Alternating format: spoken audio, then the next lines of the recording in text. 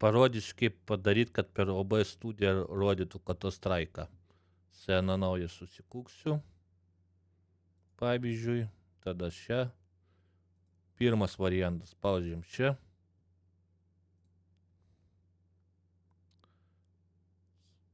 Šitą galit nuimti, varnelį, jums nereikia. Va.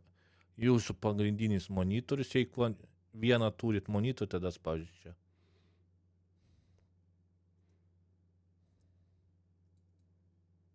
Mas čia pasirinkat. Kad va šito jovalo nebūtų, tai parodysiu, kaip padaryti.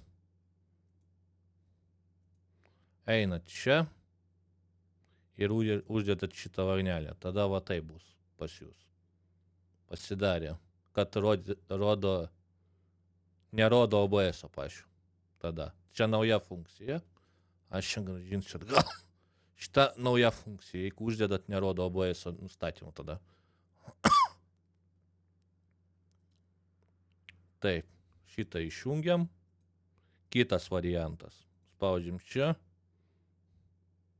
Žaidimų. Čianais. Rodo.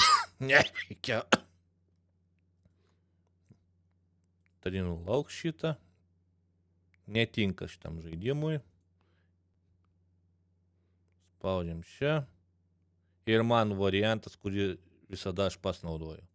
Spaudžiam šitą. Šitą nuimat. Žaidimo garsai va šianais, jeigu norit pasidaryti virtualus kabelis.